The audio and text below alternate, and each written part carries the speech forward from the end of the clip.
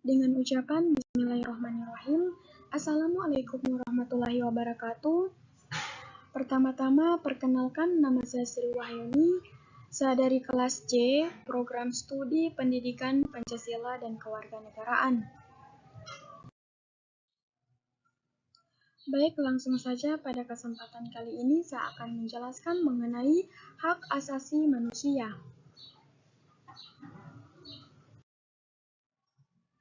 Langsung saja pada pengertian HAM.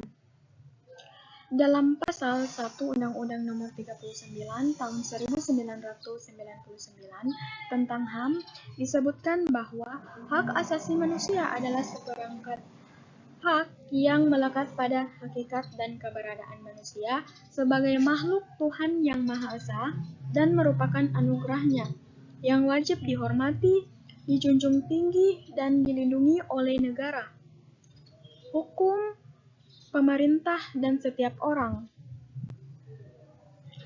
Demi kehormatan serta perlindungan harkat dan martabat manusia. Baik, selanjutnya di sini saya akan menjelaskan mengenai macam-macam dan bentuk HAM.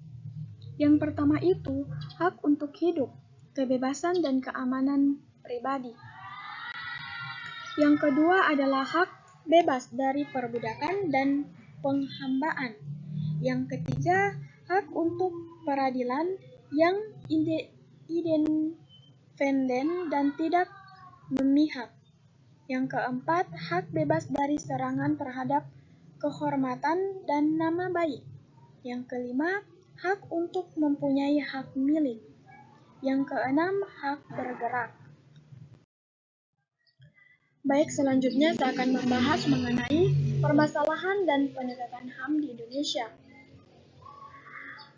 Hal ini lantaran situasi pandemi COVID-19 saat hak asasi manusia dibatasi untuk kepentingan kesehatan dan keselamatan publik.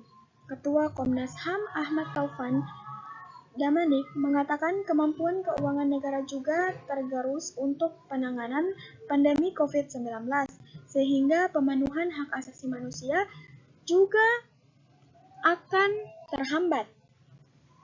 Tantangan lain adalah terkait dengan penghormatan dan perlindungan hak atas kebebasan berpendapat dan berekspresi yang belum sepenuhnya dijamin oleh negara, terutama terkait dengan keberadaan dari undang-undang ITE dan aturan pelaksanaannya, kata Taufan dalam keterangan resmi. Kamis 12 Agustus 2021.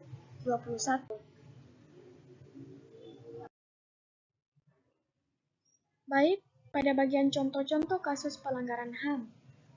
Yang pertama itu kasus pelanggaran HAM di lingkungan keluarga. Dapat kita lihat pada orang tua yang menyiksa, menganiaya, dan membunuh anak sendiri. Orang tua yang memaksa keinginan anaknya seperti dipaksa menikah, bekerja, dan memilih sekolah. Anak yang melawan dan menganiaya orang tua atau keluarga anggota keluarga yang menyiksa asisten rumah tangga seenaknya. Yang kedua yaitu dapat kita lihat pada kasus pelanggaran HAM di sekolah. Pelajar menghina pelajar lain, adanya kasus siswa menganiaya siswa lain. Guru memberi hukuman keterlaluan pada siswanya secara fisik seperti menendang, mencubit, dan menjewer. Tawuran pelajar antara sekolah yang menewaskan korban. Contoh ketiga yaitu seperti kita lihat dalam pelanggaran HAM di masyarakat.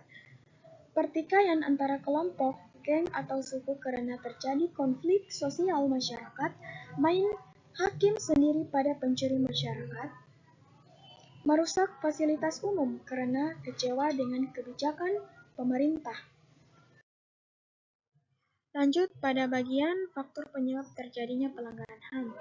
Yang pertama itu faktor internal berasal dari diri pelaku pelanggaran HAM.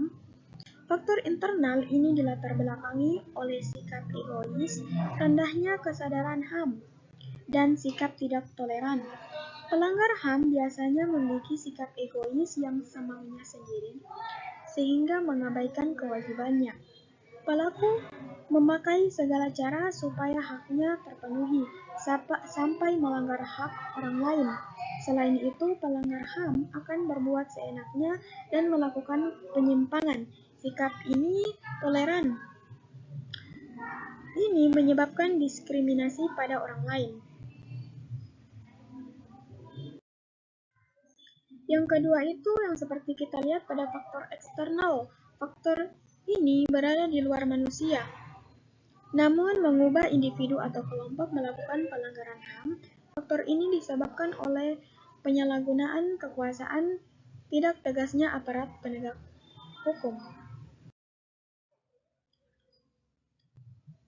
Lanjut, tantangan dan hambatan dalam penegakan HAM. Hambatan dan tantangan utama yang sering ditemukan dalam penegakan HAM di Indonesia adalah yang pertama, masalah ketertiban dan keamanan sosial. Yang kedua, rendahnya kesadaran hak-hak asasi manusia yang dimiliki orang lain. Yang ketiga, terbatasnya perangkat hukum dan perundang-undangan yang ada. Yang keempat, adanya dikotomi antara individualisme dan kolektivisme. Yang kelima, kurang berfungsinya lembaga penegak hukum seperti polisi, jaksa, dan pengadilan. Lanjut, tantangan lain adalah terkait dengan penghormatan dan perlindungan hak atas kebebasan berpendapat dan berekspresi yang belum sepenuhnya dijamin oleh negara, terutama terkait dengan keberadaan dari Undang-Undang ITE dan aturan pelaksanaannya, kata Taufan dalam keterangan resmi Kamis 12 bulan Agustus 2021. Baik, itulah penjelasan mengenai hak asasi manusia yang saya dapat sampaikan. Lebih dan kurangnya saya mohon maaf. Terima kasih. Saya akhiri, wabillahi taufik walhidayah. Wassalamualaikum warahmatullahi wabarakatuh.